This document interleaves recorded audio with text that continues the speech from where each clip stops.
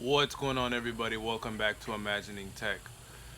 So, a lot of people who don't know anything about cryptocurrency, they don't know anything about blockchain, and they ask me because they know that I'm into it, they know I have a little bit of knowledge.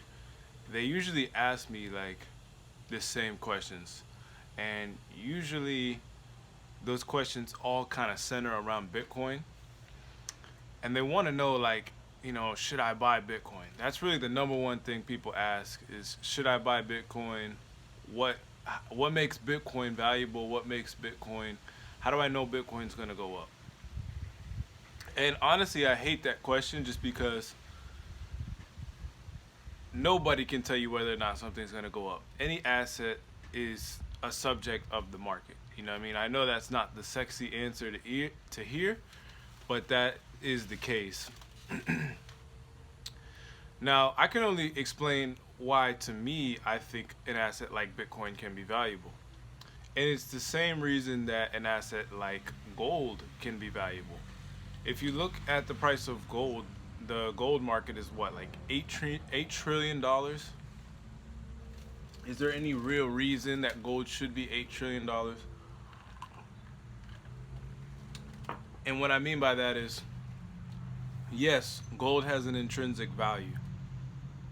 Yes, you can do things with gold. I'm not saying you can't build a house out of gold. I'm not saying you can't, you know, design some sort of infrastructure full of gold. But the reality is that the reason that the gold market is as high as it is because historically gold has been viewed as a real money, as a money. Today, it's kind of viewed as a hedge against central bank fiat currencies. So it's just viewed with that sort of value. Unlike, I would say, something like oil, an asset like oil, which has high utility, but and that's what gives it its value. In other words, our economy runs on oil. So if the economy didn't need oil to function, well, then the price of oil would drop off considerably because nobody wants black crud. You know what I mean? Like, there's no people. It just doesn't have the same brand that gold has, and that's why I often see that Bitcoin gets compared to gold a lot. And I think it's a good analogy just because they share a lot of the same properties. There was actual gold rushes back in the days of people who would quit their jobs, pack up their stuff, leave their hometowns, and go across the country to go mine gold, to go look for what they considered to be a scarce asset. That if they mined a certain amount or they struck it rich and found a rich gold mine, they would become rich overnight. Obviously, it wasn't overnight. They still had to make the journey and put in countless hours of hard work. But realistically, that was their hope. Now, truthfully, what could have ruined the success of that plan is if a asteroid full of gold were to just crash onto the planet and flood the market and made gold essentially easy to get so that it didn't take all the hard work to go mine the gold. Well, then in that scenario, gold would be obviously a lot less valuable because it's a lot more accessible to the average person to get their hands on. So it's really that simple. It's a supply and a demand. And that's the same thing when it comes to Bitcoin. Bitcoin has a hard cap supply of 21 million tokens.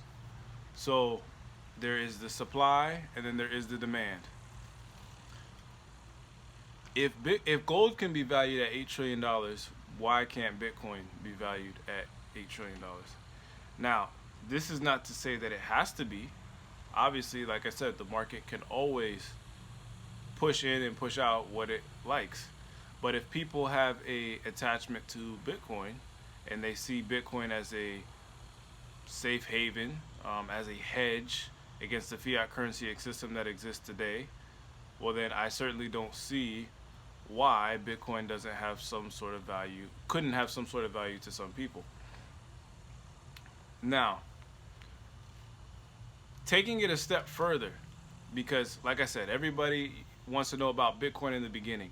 But if you really want to get to where I believe the real, like, because, Bitcoin, like I said, to me, it has that cap off mark of where gold is essentially, and it's fine. It works for what it does.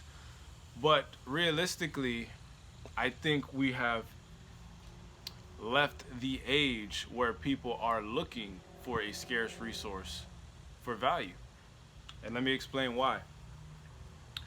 What are the most profitable companies in America today in the world? They're all tech companies, data companies, right? Facebook, Google. These are companies that own your data. And this is why there's actually been a lot of problems. Facebook has been getting sued because they're saying that, they're using people's data, and Google is being sued because they're using people's data and manipulating the data and all sorts of, just bad things. Just bad things. I'll just put it like that. If you want to learn more about that, just, it's go ahead and do a deep dive on that. But these are the most valuable companies in the world. Any company that touches your data, like Apple, for example, iCloud is one of their biggest services. And basically all iCloud is it's a server storage facility where you can store data on the cloud on an infrastructure that Apple controls. So essentially, now obviously they have laws in place to prevent this kind of stuff from happening, but surprisingly not as the laws aren't as good as we would like them to be, but they do exist to sort of keep Apple from abusing their power, because they do control these server infrastructures that store all your data. Well, the point I'm trying to make is Apple is a $1 trillion company because of that fact, because they produce the product that we can't live without, which is the cell phone, the computer, and like I said, their infrastructure, their ability to hold data. Because of that, it's made them a $1 trillion company. So I truly believe that data is the new resource in which the economies of the future should be based off of, and will be based off of. The fourth industrial revolution, that's what it's all about.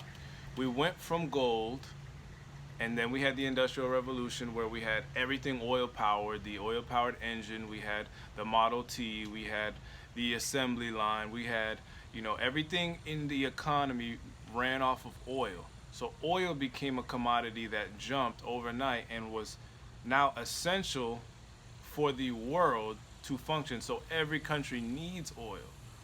So the economy was basically based off of oil. But now, as we're weaning off of oil, as technology has advanced and we found ways to power our societies that don't involve crude oil and the burning of fossil fuels that are we know can be harmful to our environment. Now we're pushing towards a more advanced age, which some are calling the fourth industrial revolution, which is going to better utilize data. I think the resource of the fourth industrial revolution is data.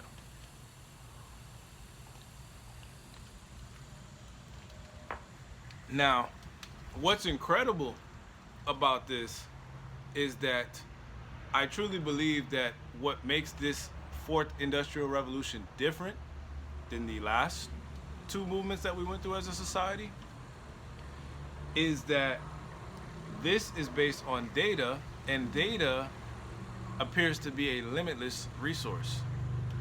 That wasn't the case when it came to gold. The scarcity of gold made it valuable. That wasn't the case when it came to oil. It was, again, the supply and demand. That's what made oil valuable, and mixed with the utility. Now, data appears to be limitless and comes from every human being. Everybody produces data. We are all producers of data. Now, from an investment standpoint, if you really want to look at it what is the most powerful investment that I can make that's going to give me a long-term powerful ROI, to me, you need to find ways to invest in data structures. In the same way that people who invested in gold got rich, people who invested in oil got rich, you need to find ways to invest in data structures. Because iCloud is popular now, but with the blockchain, with these distributed protocols that are existing today and are being created and are really getting better every single day, it's important to understand how you can use this knowledge and use this technology to leverage yourself. Because distributed blockchain protocols like Ethereum, like EOS, basically what their job is to do is they're there to facilitate data movement. They're structures that allow you to store data. They're structures that allow you to move data. And the incredible part about it is they do it without any central authority. So there's nobody sitting at the top collecting all the value. The data is now owned by the people who produce it, where that has not been the case so far. So far, the case has been the data was stolen from the people who've been producing, and only a small amount of value was returned to the producers.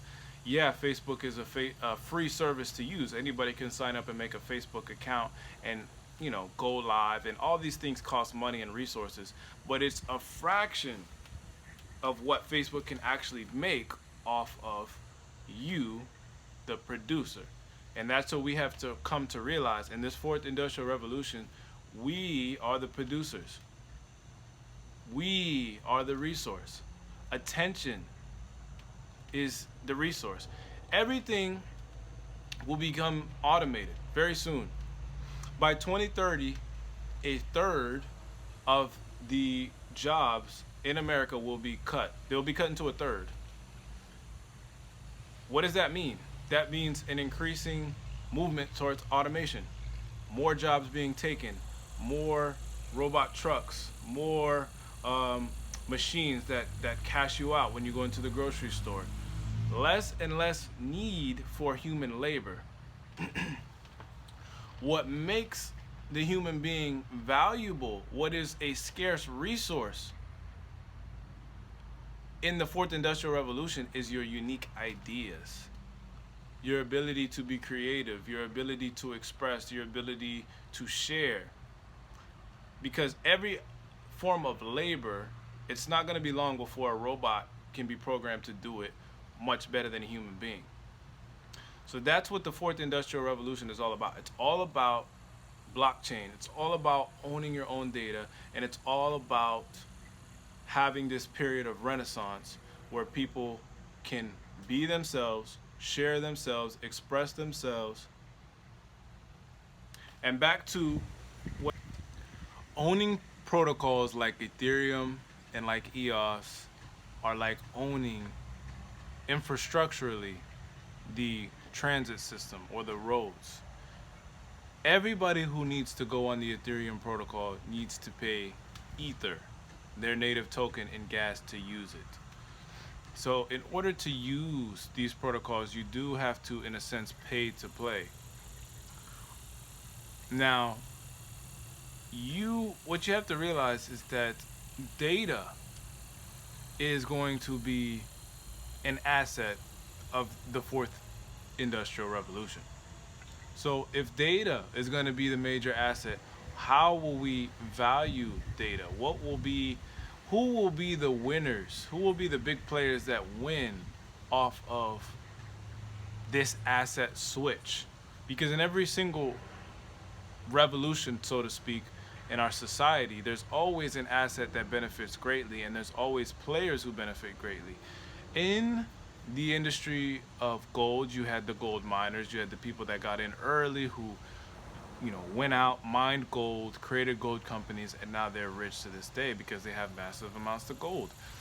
And part of that is the reason why gold still holds value to this day, because people with a lot of money say it holds value. And ideas are very powerful things. Um, Oil, same thing. You know, it's the countries that produced a lot of oil, that had a lot of natural oil sitting in reserves underneath their land. You know, these people are rich today. It's just a matter of capitalizing with the information that you have. And if we know using that information, that data will be the next major asset for this new societal revolution and this new renaissance period that we are entering, we have to start thinking about ways that we can figure out how to monopolize that. And I think right now we just have to look at the big companies like Facebook, like Apple, like Google, and how do we, through decentralized systems, decentralized protocols, take that business model and distribute it to the people. Because after all, the people are the producers in this system. So I'm going to go ahead and leave it there, guys. Thank you guys so much for watching this video, and I'll see you in the next one.